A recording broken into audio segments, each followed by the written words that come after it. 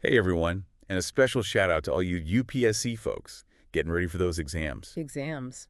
Today we're diving into something you might actually see on your prelims or mains. Oh, that's great. It's one of those things that's ripped right from the headlines. India's making some serious moves on the global port scene. Mm, It's a fascinating area, really, where like economics and geopolitics, well, they just smash right into each other. yeah, We're basing our deep dive today on this recent article from the Hindu. Oh, Really interesting piece. great. It digs into, like the strategic side, the economic side, and all the geopolitical stuff that comes with these investments India's making. It's really interesting. India's not just looking to secure trade routes here. Right. They're playing a much bigger game, aiming to be a top player on the world stage. Okay, yeah, let's break this down a bit. So Sure. the Hindu article, it kicks off by focusing on the pressure the U.S. is putting on Iran, Right. especially at the Chabahar port, Oh, yeah. where India's put, a pretty hefty investment. Yeah. What kind of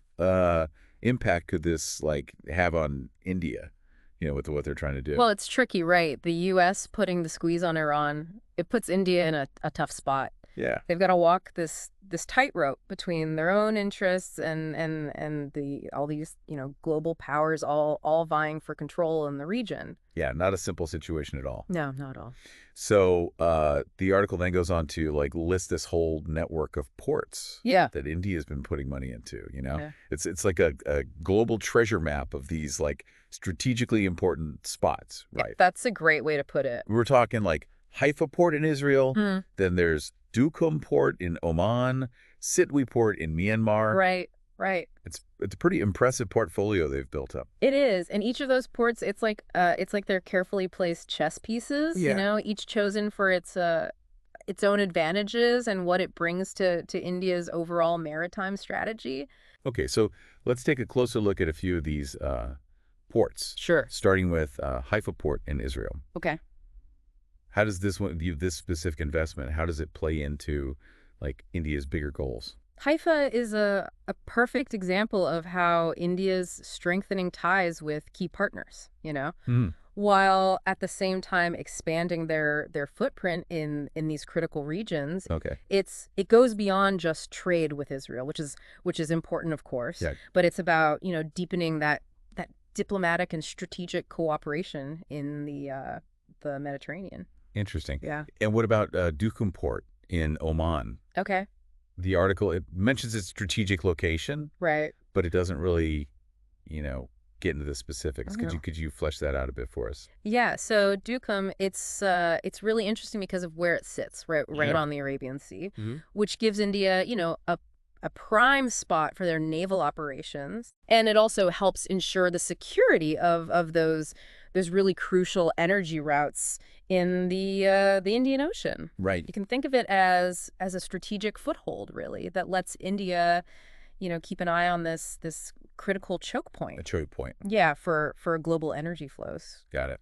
It's a big deal. Interesting. And then there's Sittwe port in Myanmar. Yes. Now, Yeah. that's part of the Caledon multimodal transport project, right? Exactly. That's the one. Yeah. The Caledon project with Sittwe at the heart of it, it's India's attempt to create a direct route to Southeast Asia Okay. through Myanmar, which lets them bypass those longer routes Yeah. through the Strait of Malacca, Yeah. which are often congested. Makes sense. Yeah. It seems like that would be pretty crucial for boosting trade and connectivity with Southeast Asia. It is. But how does this tie into the bigger picture of India's maritime strategy? So Sittwe and the whole Caledon project really are a vital part of India's Act East policy. Yeah. Which, aims to strengthen those economic and strategic ties with Southeast Asia. Okay. By developing this alternative route, India is not just boosting trade, but they're increasing their presence in the region. Right. So we've got Haifa for deeper cooperation in the Mediterranean, Duqm for securing those energy routes in the Indian Ocean, Yeah. and Sittwe for, better connectivity with Southeast Asia. It's all connected. These are some pretty serious strategic moves. They are. But before we, jump into the why behind all these port investments, Okay. let's step back for a sec and Yes. think about the bigger context. Okay. Why are ports so important in the world today? And why is India like putting so much emphasis on them? That's the million-dollar question, isn't it? I mean, Yeah. in today's world, right, everything's so connected, right? Ports, they're like the arteries of global trade. Okay. They keep things moving, like, the goods and everything. They fuel economic growth and they connect countries in this web of interdependence. It's really quite amazing. Yeah. For a country like India that's developing so rapidly. Right. Having access to these efficient, reliable ports. Yeah. It's critical for them to keep growing the way they are. So it's bigger than just ships and containers. It is. It's about like economic growth. Yes. Global trade. Absolutely. And how countries are positioned on the world stage. It's all intertwined. Right. And for India, these port investments, Yeah. they're about, claiming their rightful place, really, as a leader in the global maritime arena. Mm-hmm. They're making a statement. So we've talked about how important ports are in today's world. Yeah. And India is really making some bold moves with these investments they're making overseas. But the Hindu article, it points out that this isn't just about economics. Right. There's also this element of like countering China, Oh, absolutely. especially their Belt and Road Initiative. Yeah, that's a big part of it. Right. I mean, India sees these port investments as a way to push back against China's Belt and Road, which, let's be honest, has raised some eyebrows, Yeah. concerns about debt traps and a lack of transparency, that kind of thing. Mm-hmm. India is trying to position themselves as a more dependable partner, someone Yeah. you can trust, offering these countries in the region a real alternative to Chinese investment. So it's like a chess match, Yeah. on a global scale, Yeah, that's a good way to put it. with each side trying to gain influence through these big infrastructure projects. Exactly. And ports are some of the most valuable pieces on the board, Right. Think about it. China's been pouring money into places like Gwadar in Pakistan Right. and Hambantota in Sri Lanka. Yeah. These ports give China, real leverage in the Indian Ocean, which of course makes India a little nervous. Right. So some of what India's doing is defensive, right? Yeah, you could say that. They're trying to stop China from getting too much control in their own backyard. Exactly. But it's not just about playing defense, is it? No, definitely not. India's got their own proactive agenda when it comes to these ports. Oh, absolutely. They're looking to leverage these ports to boost their own trade, Sure. increase their influence in the region, and really project themselves as a rising global power. So they're securing those shipping lanes, Yes. building those economic partnerships, Yeah. and trying to shape, the geopolitical landscape to fit their own interests. They're playing the long game. It's a multi-pronged approach then. It is. Countering China, boosting their trade, and showing the world that India is a force to be reckoned with. That's the idea. The article also mentions some other initiatives like the International North-South Transport Corridor Oh, right. The INSTC. and the Sagarmala program.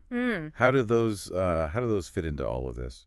Those are really key pieces of India's overall maritime strategy. Okay. The INSTC, it's basically a multimodal transportation network connecting India to Russia and Europe Wow. through Iran. Mm-hmm. It's a way to reduce their reliance on those traditional sea routes, Okay. and it opens up all sorts of new trade opportunities for India. So it's like a strategic bypass. Exactly. Creating those alternative routes. Yeah. And reducing their dependence on those choke points. Right. They're not putting all their eggs in one basket, so to speak. Okay. And what about the Sagarmala program? So Sagarmala it's more of a domestic program. Okay. It's focused on modernizing India's own ports and improving their coastal connectivity. So it's about making things more efficient Exactly. within India. Yeah, it's about creating this integrated maritime ecosystem within India, which then, helps support their global ambitions. So they're working on both ends, right? Yeah. Securing those strategic ports abroad. Yeah. And strengthening their own infrastructure at home. It's a two-pronged approach. It sounds like a really comprehensive strategy, but But there are always challenges, right? always with anything this ambitious. What are some of the hurdles India might face in actually achieving these port ambitions? Well, one of the biggest challenges is just navigating, the complexities of geopolitics. We talked about the U.S. pressure on Iran, Right. which has a direct impact on Chabahar port. Hmm. But there are other potential risks, Like what? political instability in some of the countries where India has invested. Right, like Myanmar with the Sittwe port. Exactly. If things get unstable in the host country, it could jeopardize the whole investment. That's the risk. And then there's security threats too. Oh, yeah. The article mentioned attacks on Indian workers in Chabahar, Right. which really highlights how vulnerable these projects can be. It's a dangerous world out there. And then there's the financial side of things too, right? Of course, these massive infrastructure projects, they require a lot of capital. Right. So how's India going to pay for all of this? Well, they're using a few different approaches. Okay. Public-private partnerships, collaborations with international financial institutions, Mm-hmm. and they're looking for investments from sovereign wealth funds. So they're really exploring all their options. They have to. The key is to find a sustainable model for financing. Right. One that balances the risks and the potential rewards. So it's not just about throwing money at the problem. No, it's got to be strategic. It's about finding those creative and sustainable ways to fund these projects. Yeah. While still managing the risks involved. But even beyond the financial and geopolitical challenges, Right. there are those internal policy debates within India Yeah. about the best way forward. There are always different perspectives. What are some of the key points of disagreement there?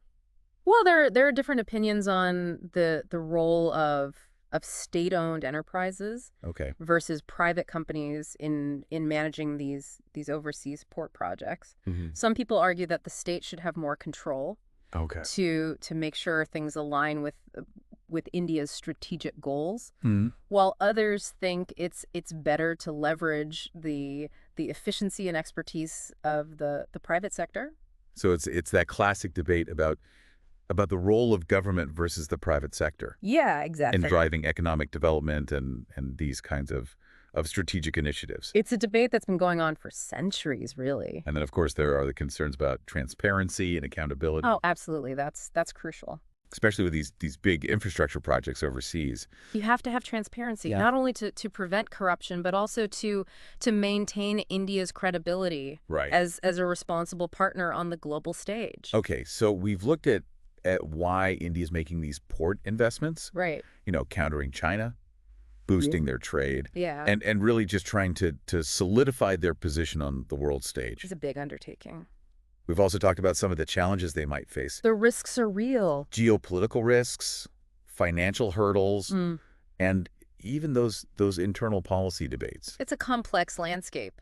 But how can India, navigate all of this? Yeah. How can they chart a successful course for these maritime ambitions? That's the question. We'll dive into that in the final part of our deep dive.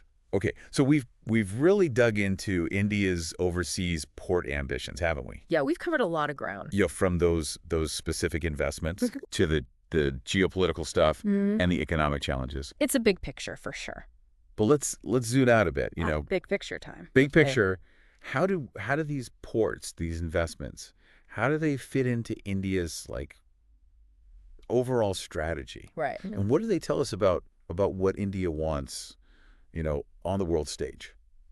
I think these port investments, they're a pretty clear signal. Yeah. They're saying, hey, India's not just content with being a regional player anymore. But- They want a bigger role Yeah. in shaping how the world works. Mm. And they're not afraid to make these big moves to get there. So it's not just about, those trade routes or keeping China in check. It's bigger than that. It's about India, stepping up, Yeah. saying we're a major power, Big.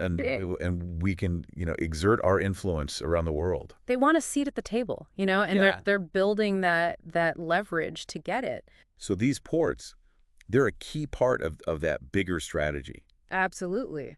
India wants to be a leading force in the Indo-Pacific. Yeah. And beyond, really. It's about building those partnerships. Right. Securing those strategic assets. Yeah. And having a say in how things are done. Right. Shaping the rules of the game. That's the goal. It's a pretty bold vision. It is. But how does this, translate into real benefits for India? Okay, so let's talk about the potential payoffs. Yeah. Economically, these ports, they can open up new markets for Indian goods and services, right? Yeah. Increase trade, create jobs. Right. Strategically, they extend India's naval reach, help secure those vital shipping lanes, and give them more leverage in those geopolitical negotiations. And then diplomatically, it helps them build stronger ties with key partners and really solidify their position as a leader in the region. So it's a win-win-win. Potentially, yeah. Benefits across the board. Economic, strategic, diplomatic. But let's be real. Yeah. This path, it's not all smooth sailing, right? No, there are definitely risks involved. With any overseas investment, I guess. Yeah, especially in regions that are, geopolitically sensitive. Yeah. You've got political instability, security threats, economic ups and downs, all things that can, throw a wrench in the works. And then there are the challenges within India, right? Of course. Dealing with the bureaucracy, making sure things are transparent, accountable. Absolutely. And making sure everyone's interests are considered. It's about balancing act. It's a high stakes game. It is. Big rewards, but big risks too. That's the nature of the game. It seems like they're willing to roll the dice, though. Yeah, they're betting on themselves. They think they can handle these challenges and come out on top. They want to be a major player, and they're willing to take the risks to get there. And this is where, our discussion, it becomes really important for those UPSC aspirants out there. Absolutely. India's port ambitions and this whole, strategic context. It's all connected. It's very likely to pop up. Oh, yeah. In current affairs discussions, essay topics. Definitely. In those upcoming exams. It's essential knowledge for anyone who wants to work in the Indian Foreign Service. Right, or any kind of policy-making role. Understanding these nuances, the potential benefits, the challenges, it's crucial. So, to all our listeners, getting ready for those UPSC exams, pay attention. Really dig into this, the specific ports, the countries involved, the geopolitics, the arguments for and against this whole approach. It's all relevant. And don't forget to check out the article from The Hindu. Yeah, the one we've been talking about. We'll put a link in the show notes. It's a great starting point. Knowledge is power, right? Especially for those exams. So keep learning, keep exploring, keep asking those questions. That's the key. And to all our listeners, UPSC aspirants, or just, anyone interested in what's happening in the world. Yeah, everyone's welcome. We'd love to hear your thoughts. Yeah, share your questions. Down in the comments. Let's have a discussion. And hey, don't forget to like, subscribe, and hit that notification bell. Yeah, so you don't miss out on future deep dives. Into all sorts of fascinating topics. We've got a lot more to explore. Thanks for joining us. It's been a pleasure.